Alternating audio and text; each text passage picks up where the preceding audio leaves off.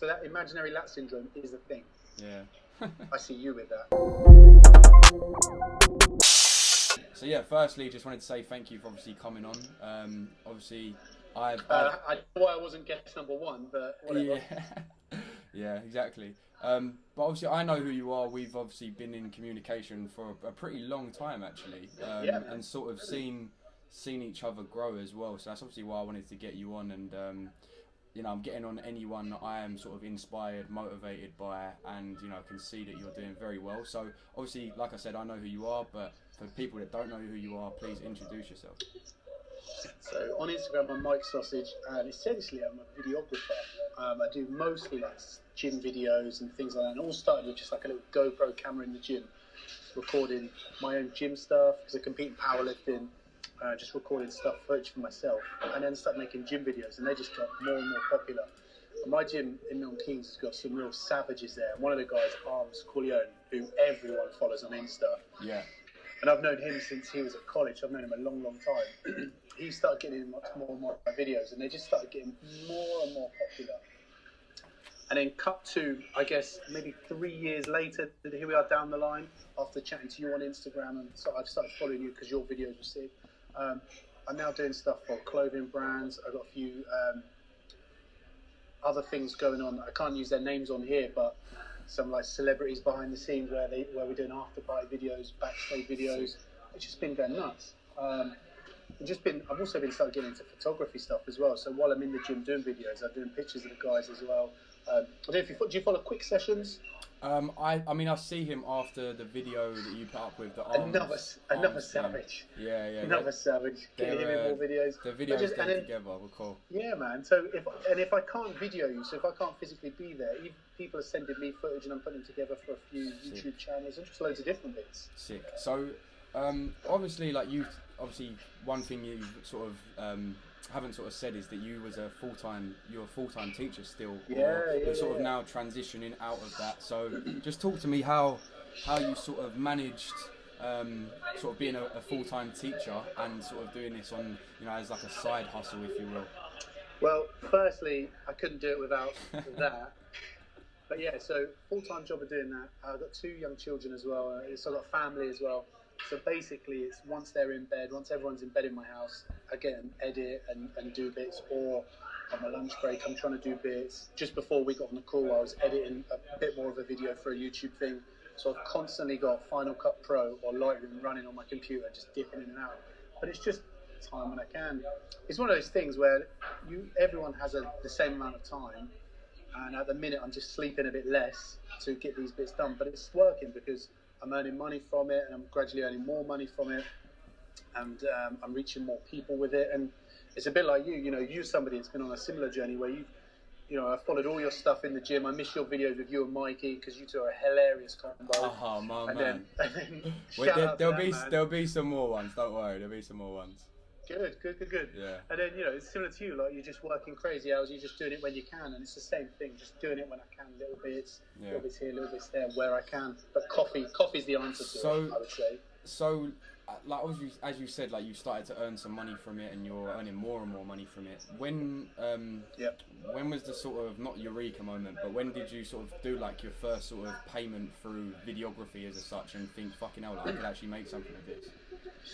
The first one, it's on my Instagram. If you go back to April last year, I did this one for the white collar boxing events. Where you can sign up and do a charity boxing thing. Yeah. They usually have like ring guys and girls, card girls that do the things. A girl I know reached out to me. Well, I know her now, but I didn't know her. She was like, "I want you to make us a video of the ring girls and the waitresses at that event." I was like, "I have no idea what I'm doing. I'm the wrong guy." And I recommended a few of the people I know that do it in the area. I was like, use these guys. Yeah. And she was like, no, I want your style. I like your music choice. It was just as Drake released Nice for What. Remember that track? Big huge track. Yeah. And I heard it, and I was like, I've got to use that. And I jumped on it. I actually remember the video. So yes. And that was my first video that I properly color graded, and I used I don't think I used a LUT then. I think I just colour graded. I think I followed a tutorial. Oh, hold up, one thing, because this just sparked something in my brain. Did I might have told you to get Final Cut as well? Dude, you were the hookup.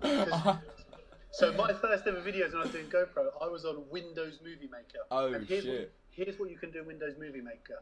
Put videos in, trim them, Put add videos music. out. Yeah. That's it. And then I got a little MacBook Air. I think you had one as well, the little tiny one. Yeah, Best yeah. battery life in the world. Most epic Mac ever. And then I was using iMovie. And then I kept seeing your stuff. I was like, dude, what is that? What are you using? How are you doing all these spinning things, all this cool shit?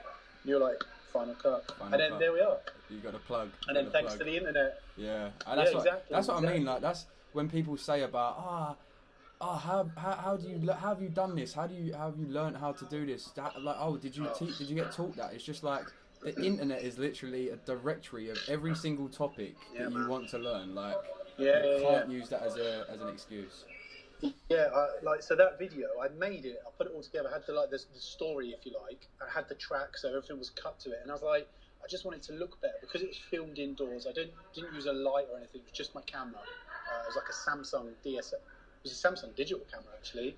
And I was like, it just doesn't. Clips were looking a bit different. You know how like you can see something's a bit better lit than others. So I watched a couple of tutorials. I was like, oh, there it is. And I found this.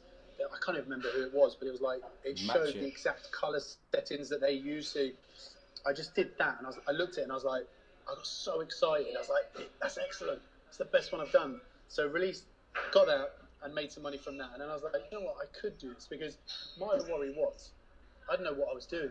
But then I was like, but they don't know that I don't know. Yeah. So exactly. Let's just do it. And then because in November I worked with Tory Lanez. Like that helps your profile because if you're doing stuff around, somebody who's high profile like that, you're attracted to more companies, more brands want to talk to you. So it's just been practicing on Final Cut, using different things, watching lots of videos, so YouTubing it. So I've lost you a little bit. It's just froze, but obviously audio's still there. Audio's still there. You're there. So what about you? What have you been up to? Well, this is about you, bro. This is about you. This is cool. Oh man, but the people want to know. But the people want to. Yeah, I do want to shout. I tell you who I do want to shout out. Honeywood 6. Now that guy's a savage. Don't give him that. Don't give him that. He's a savage. He works. I think he might work more than anyone. Yeah, he's a savage. I mean, man. yeah. I mean, I said like we had literally had a conversation. But to be fair, he ties into it, and he'll definitely be on here as an episode. But like we had a conversation because he was working at a YouTube channel actually, funny enough, as a video editor. Wow. And sort of his background was sort of videography and video editing. He was actually there simply as a video editor, and he was always saying like his passion was music, and he was always doing music anyway. But what I used to love about Luke is that he used to literally make the beat, get the person on it, do the tune, and then do the visuals for it as well. But obviously, like now, like he's concentrating more on the music, so obviously he's not going to do that. But before, like that was sick. But yeah, we had a conversation. I remember the video that was on. Sorry, Go on. The video that was on your timeline. I think it was. I'm sure it was yours. And it was like working with Honeywood 6, and it was you guys doing the video. And then that's when I started following. And then since then, and that was it was on a bridge. You were the Blaze YL video. That's it. Yeah, I remember you doing stuff like that, and then I was like, "Who's this guy?" And then now to where he is with his own place. Yeah, Nuts. man, he's been putting in work, but yeah, like literally, like it does tie into the episode as well because we literally had a conversation, and funnily enough, when I left the gym basically like saying like I want to go all in on what I'm doing, and obviously like I've sort of now went back into that sort of stage, but. Like he literally like I'll get the message. I'll try and find it. But he messaged me and he was like, "Man, you've motivated me so much that like I need to quit my job." And he literally quit his job and just went all in on it. And he'll happily say to you he was eating dirt for months because he had to take that jump and take that sacrifice, and it's paid out for him. So fair play to him. What sort of motivates you in terms of what you're doing? Oh man, I just enjoy doing it. I was trying to think the other day if I enjoy more the filming of stuff or the editing of stuff. I think it's both. Like I like filming stuff. I like getting the best out of people. and then I like piecing it together and making a story or making something cool from it. So I like a bit of both, but just the thing with the camera is when you put it out, people like everyone that I've filmed so far, like they become a little bit more, I don't know, extrovert, a little bit more out there. I did some Christmas videos like behind the scenes for a local personal training studio. They brought all their members to a bar and hired it out, and I did some behind the scenes videos of that, and pull the camera out and people are just giggling more and having a better time.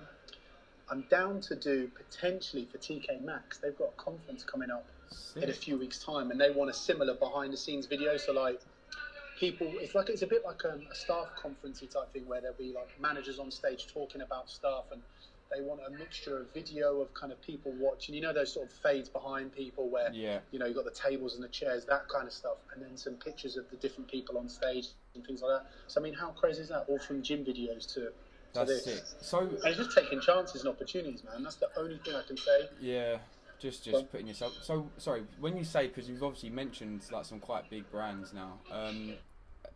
Was that sort of you putting yourself out there, or is that the companies coming to you? No, it's been a bit weird, man. It's like companies coming to me. So for example, like with the videos I've been doing with Arms, his Instagram's massive. We put videos up there, and he'll get like almost 500,000 views on those. And some of the ones we've done recently, we've got like Anthony Joshua on there liking stuff and commenting and things. So he's seeing. So it's just where exposure through that stuff, through Arms and Quick Sessions and all these other different people. And it's collaborating, right, as well. Different companies come to me because they see me tagged in stuff and and it's collaborating. It's crazy. Right? It's just work. And it's the same. It does fall back with the same with like Honeywood. Like he's collaborating with all these different artists, and you know he was doing it for free a lot of the time. So it's just networking essentially. Yeah, I mean, I did all of my videos for the first 2 years were just free. I was saying to people, come to the gym, I'll film you, I'll make you a video. Come to the gym, I'll film you, I'll make you a video. Just because I wanted to, A, practice and get better, and B, it just created a bigger portfolio, a bigger profile of videos, so I can say, look at these. Yeah. And I'd watch a new video and be like, oh, I want to try that transition, I want to try that movement in each video. Yeah. You know?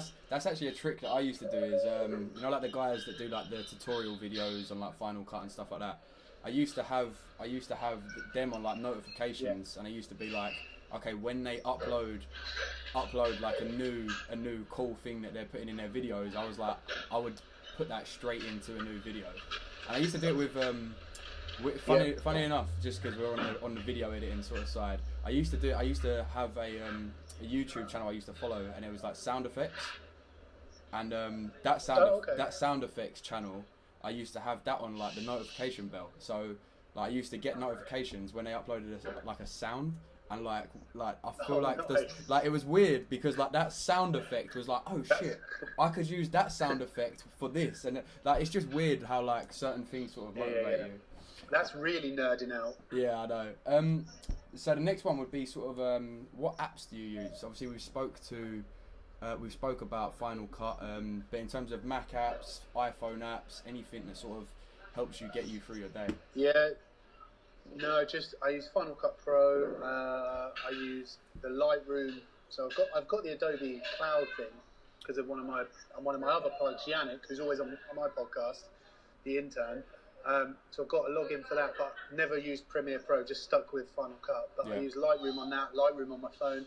But nothing else other than that. Instagram's where kind of I guess you could call it my businesses. Yeah. Because that's where people reach out to me, and I work with. That's where I talk to companies and different things, like a clothing brand that I've started working with. They've got a video shoot coming up. They want a behind the scenes thing, and that was again all through Instagram, all through, I guess, seeing different people or seeing me appear on different people's pages, and then going, oh, check this out, and then. You know what? I've never been though. I've never looked at my Instagram grid, and like organised it. You know how some people have like a food plate, a video, and a picture. A food plate, a video. I've always just put stuff on there. But one of the things that I think is my downfall is I don't post often enough. Like my Instagram, my last video was just a short clip of an old video I've done with Quick Sessions and Arms. But I think to grow my Instagram, to get my numbers up, I need to be posting more regular. But it's a tough thing because But what we do with video editing, I can fire out quick videos, but they won't be very good. Yeah, exactly that. Exactly that. And it's the exact same with me, is because like with the YouTube videos and stuff like that, I've always, where I've been obviously doing other roles and stuff, it is sort of that thing where you think, because me and you are both very much like a video editor, videography background, and we're not just vloggers, and we're not just putting these. Do you know what I mean? It was hard for me to be like, okay, I'm going to put a video up every day because I want to make sure that each video is to the standard. And it's the same thing. So definitely, it's the same with my Instagram. Like, I'll go weeks without uploading, but then like I'll sit down and I'll edit like 3-4 decent videos that I'm more than happy to put up. So yeah. And the thing is as well, and you'll be similar to this, is just because you're not sticking stuff online doesn't mean you're not busy editing 3 or 4 different videos for different people. Like, I'm chucking out videos to people. I only found out about WeTransfer the other day, or maybe the other week. Yeah, so I've been sticking everything in my Dropbox, sharing it there, because the free Dropbox is only like 5 gigs, so you can't store an awful lot. Somebody was, I can't remember who it was, I saw them using WeTransfer. You get 2 gigs, you can do a 2 gig file real quick. Yeah. So I've just been using that, and I just chuck stuff to people quickly, pictures, videos. Yeah, just like you're the same. Just because it's not happening on your timeline doesn't mean you're not active as hell. That's what people genuinely don't understand. Obviously, like now, like I'm literally running Instagram and Facebook accounts for other people, so a lot of my time is going towards that. It's good, man. It's good. It's different. It's different, but I've been more so like focusing on the relationships with the people. So but now it's the time for me to grow it, because I feel like I've got a very, very good solid base with everything now, and I think that, like with anything, like what you said before, like your whole business is essentially referrals, right? You said you haven't really done any outreach, so it's you providing a good job for your existing customers, and they're essentially all I'm trying to do. Yeah, and that's the same with me. Like I would at this moment in time, I would rather give 120% to my existing clients, and for one of them to go, you know what, this guy knows what he's doing, and then to suggest me to someone else, rather than giving him 50% and not giving them the attention they need. Yeah, it's that thing of kind of under promising and over delivering. So like, I sorted out a thing for something in December where I did some filming, and they were like, we just want a video that we can use on our Instagram. So I was like, yeah, cool, that's no problem. It'll be this amount, and we'll do it. And then I ended up making them 3 videos and kind of just chopping them all a bit different. They only wanted 1, but I did them 3 because I just felt like there were 3 good videos in there. So that's just what I've been trying to do, just that over promise, under promise and over deliver. Yeah. But yeah, it's all from referrals, and just kind of, I think you're probably similar with your business that it is now, because it's evolved from your editing into this like Daft Global, which I think your visuals for that are so nice. Thank you. You're now kind of You're now kind of collecting all these clients that you've now got. You've now got a solid base to start building from. So and you've been busy on that. Don't mention that other app's name where we've been getting work from, because I don't want anyone else scooping up and taking work. But it's the green and white app that you keep posting. That is a wicked app. And you need a plug for that one as well. So you've been getting work through there as well? Yeah, little bits. Yeah. Just because some people are just like, I need a video editor. It's fucking easy, bro, isn't it? It's hard work, man. It's hard work, man. But some people are literally, they've got too much money. They're like... You say that about, oh, don't tell anyone, but there's genuinely so much on there. Like, there's enough for everyone to eat off there, seriously. There is, man. There is. Share. Right, the next one. That's a sick app, though. That's useful. Go on. It's very, very useful. And to be honest, that's my number 1 lead generation at the moment. Like, literally, that is my number one. At the moment, don't know what I'm saying there. Is there any books that you sort of read, or you would suggest? I mean, I always chuck the book option in there. It's completely unrelated to anything. A book reader, or? Because it's 2019. Ollie, get a grip. The most savage book I've ever read is called The Unlikely Story of a Bodybuilder, and it's just a random book that nobody will have read, and it's almost impossible to find. You'll just find some old beaten up copy from a library somewhere. You can get it on Amazon probably. If you get a chance to read it, dude, you would love it. So there's this story about this guy who's from a really wealthy family, lives in New York. One day he's walking through New York and gets chased by this dude into a book. Like gets chased by this dude, like these, they're like homeless people that used to beat people up in New York. I can't remember what he calls them. He's got a name for them. Runs into a bookstore, runs in, hits a book rack, and he's just stood staring at Arnold Schwarzenegger's encyclopedia. Right. And in his mind, he's like, that's a modern day suit of armor, like these huge muscles. These guys wouldn't need to fight anyone because they're so big and scary. Yeah. If I was like that, I would be. And then it just follows his journey from this guy who works in an office wearing a suit to a point where so you picture this classic American cubicle. He's got his computer printer. He then puts a fridge in there, and he's got all of his meals in his fridge. He's got amino acid tablets non-stop. And then he kind of journeys down the line where he's then taking steroids and moves to California and moves to Gold's Gym and just does a load of bodybuilding shows, powerlifting comps. It's such an awesome book. It's just a crazy journey, and you've been big into fitness, and I am as well. Yeah. You can just see how we went down that rabbit hole. And yeah, The Unlikely Story of a Bodybuilder. Such a good book. Cool. Other Yeah. than that, YouTube. Definitely gonna have to check that out. Yeah, exactly. It's funny you say that because obviously like all of the questions and stuff, I'm trying to keep it the same sort of template, and I fucking love that you were just like, I don't read any fucking books. Like, I love that you're so honest about that. Because some people will bluff and they'd be like, yeah, I read this book, and I'm like, no, you don't. I'll be honest, I've got fucking tons and tons of books, but do I ever get the time to read any of them? No. I mean, my go-to thing for knowledge and stuff is podcasts, man. The Joe Rogan Experience, Fighting a Kid. There's a load of podcasts I listen to, and I just listen to bits of them on car journeys or whatnot. Again, it's just where I put my time. And I mentioned this app in the last one, but because of obviously what you've said, I mentioned this app in the last episode I've done, but it's called Blinkist. I don't know if you've ever heard of it. No. So what Blinkist is, don't know if you'd be able to see it from here. This one on the side here. Yeah. Basically, what it does is it gives you like Blinkists of books. So it'll take. Is that like the thing that gives you the summary? Yeah, that's it. Yeah, I've heard about that. I've never checked it's pretty good. It's pretty good. And I've tried to implement it into my routine, and it has actually helped because even books that I have actually read, like I've done the Blinkist of them, and it's pretty good. Yeah. The information that you can get out of it, and they're like 3 minutes or something. So like. When I wake up, that's easy. When I wake up now, I just try and do one of those, and it is pretty good. So this is obviously like because of what I'm sort of doing, and obviously the different sort of people I'm trying to get on. But I'm going to ask you the question anyway because I genuinely feel, and because I told you about Final Cut and I told you about other stuff, like I would definitely want to. Have you ever looked into ClickFunnels before? Never. Have you heard of it? Never. No, that's literally the first time. Okay, sick. So I'll just leave you with that because you haven't heard of it. So if you want to check them out, then check them out because they could genuinely help what you're doing in your business. Okay. ClickFunnels. I am far from a master of ClickFunnels, but ClickFunnels is essentially like a landing page. So it's like a website, right? But it's like one page of a website. So essentially, you know, like you have like on like a typical website, you'd have like home, store, gallery, about, stuff like that. Yeah. This ClickFunnels are essentially a website, and you just go to it. And if you're selling a service, like yourself, you're selling a service, right?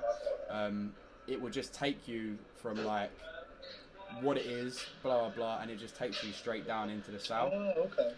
But definitely could be so. But they have they have so many templates on there, free templates and stuff like that I use for like myself for generating leads and for clients. But I just thought it would be something you could be interested in. I'll look into it.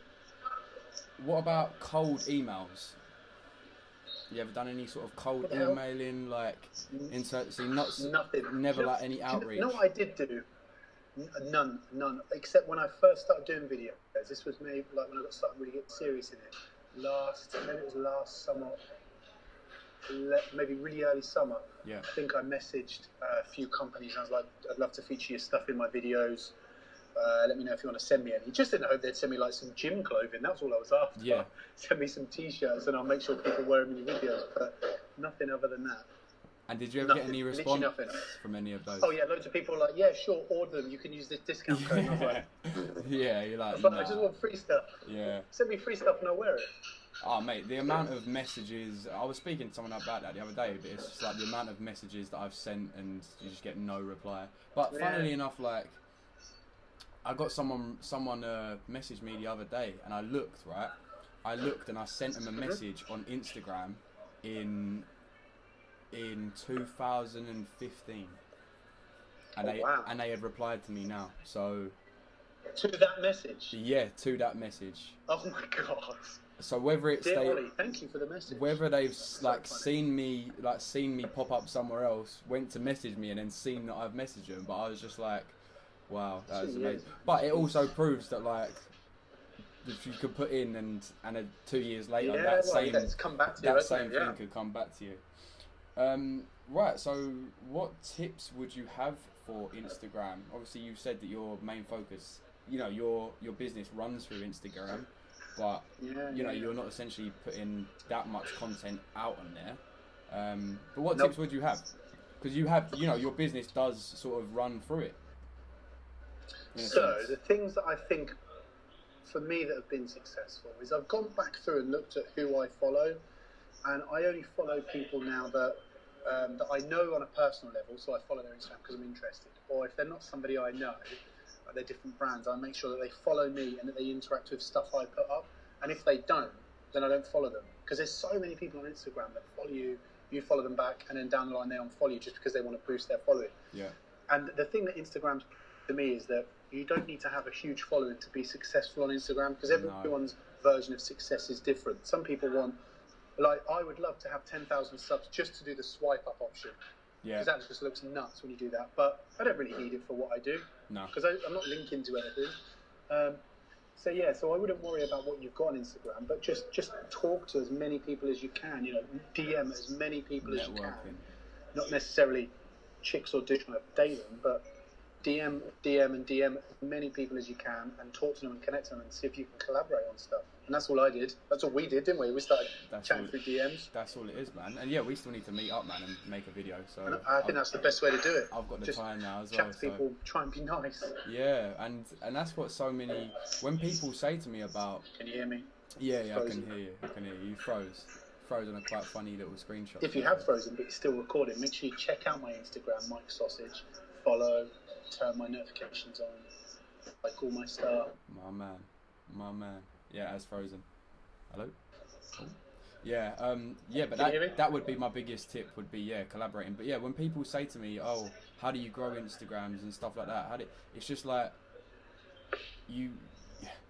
why do you want to grow your Instagram would be the biggest thing. It's just like, why? What are you trying to get out of it? I mean, I've had accounts, that other account had like 10,000 something followers. The swipe up was the only benefit that I had from it. Because I'm earning more money through my account with 300 followers than I was with 10,000. So it genuinely don't matter. As well, people seem to put this big emphasis on how many followers they've got, and it seems to affect how they live their life, man. Like, it just becomes a bit too stressful.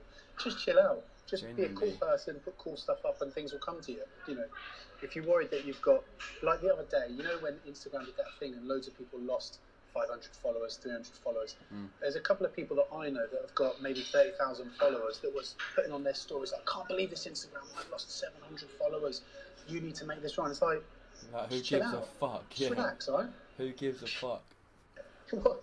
It's making no difference. It's making no difference. Just chill out. Yeah, because my follower count's tiny compared to loads of other people, but I'm using my Instagram to connect with people, and that's all. Yeah. And the other thing is, if you have too many followers, so you've got a lot of people, and you start connecting with people are a bit skeptical on that, but because how many of those are real? Did you buy them? Yeah. When it's a low count and you're interacting, people know it's legit. Like, again, using Arms as an example, he's got, I think, nearly 300,000 followers. Yeah. His interaction level is insane. Yeah. He comments, likes, and replies to every single comment on one of his posts. He's phenomenal at it. And he manages that, and he doesn't make any money from his Instagram. He's doing other bits in the background to make money and generate money. But he just does it because he likes doing it and helping and motivating people. So he's super inspired. He's not him one. He's the man. I'll link you up. He's not sort of monetizing it at all. My Wi-Fi's cut out again. Ollie, you there? Yeah, man, I'm here. You I'll froze take a again. picture of you while you froze it because you look terrible. He's taking a picture of it. I don't know if he's feeling. Oh, you back? You froze. You back? What are you saying? Oh, I thought he was still feeling. I was just saying. So is he not monetizing his Instagram at all? No. It's crazy, isn't it? No. So we're working on a lot of YouTube stuff where we monetize that, but his Instagram stuff, he just uses it honestly to motivate people. He just loves helping people get into fitness.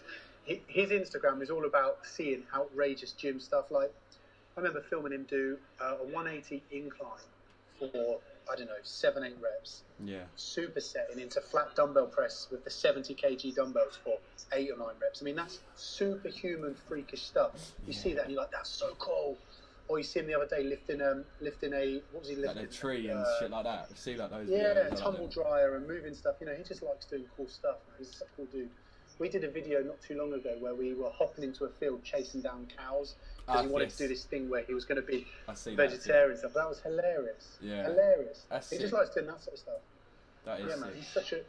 He's got a vlog coming up on his YouTube where it kind of explains him a bit more, because I think a lot of people think he's different to how he is. He's really happy to be on his own and painting and drawing and focusing on music. He's a sick painter as well, ain't he? I've seen some of the stuff that he puts up. His drawings are so good. It's so good. And he's such a nice dude. And you know, brands reach out to him all the time, wanting him to wear their clothes, take their supplements and stuff. And he's like, no, I'm cool. Give it to someone else. I'm fine. He's just so down to earth and so chill. He's just happy to just be on his own and train. Like that. You can see that his passion is training. Like, so. He's such a savage.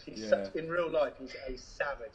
It's unbelievable that we're the same thing, because I stand next to him and I feel like I'm stood next to like the Hulk. He's so big in person. The videos don't do it justice. Yeah. He's just a giant human, and he's athletic as well. It's not like he's slow and hard to move around. Yeah. Like, you know these people you see that walk around with their lats out. Like, he's got massive lats, and his arms fit down by his side. Crazy. So that imaginary lat syndrome is a thing. Yeah. I see you with that. Yeah. What else you got? I'll go in a minute. What other questions you got? Yeah, no, that's it really. Obviously, the next thing would be that I sort of talk about like teams and outsourcing. But obviously, at the minute, like you've already just said that you do the camera work, you do the video editing, so you're not really outsourcing anything at the moment, right? Yeah, man. So would you be looking into? No, I'm not at a point where I need to. Not at a point where you need to. Yeah, I would do down the line. I think. What I want to do is I want to have a go at doing some wedding stuff. The thing that puts me off with wedding stuff is that it's a massive long day. Like, it's obviously you can do different packages, different prices, but it's just a long day of stuff to then edit this. So if I was going to do weddings, I might look to outsource the editing somewhere. So I might go and capture the stuff so that it's in the way I'd want to capture it. Yeah. And then work with an editor who gets how I would want to piece it together. But I'm not at that point. No. I'm just happy doing it all, and I love the editing as well. That's sick. Right, so we will wrap it up there, but let's talk about sort of your goals, sort of moving forward, because I'd love to have you on maybe the end of the year and just see how we've both progressed. Yeah, that'd be sick. So what I'd like to do moving forward is I've got a few opportunities coming up where I might be able to travel a little bit doing some of this video stuff. So I'd like to, if I can, and it works with work and family and all those things, I'd like to travel a little bit, because when I think about, I think it was 2015 when I started doing the GoPro stuff, or 16, when I think if I've gone from filming with a GoPro to then filming me being taken off on a plane that somebody else has paid for, and is paying for me to go away, that is bonkers. That is mental. That's crazy. It's mental. So that's what I'd like to do. And if I get to meet some really cool people along the way, fantastic. That's fucking sick, man. Well, thank you very, very much for coming on. Thank you very, very much for coming on, and I wish you all the best with moving forward with it. Sick, man. Sick. We'll wrap that one up there. I'll see you guys in the next episode. Designer Future, you're done now.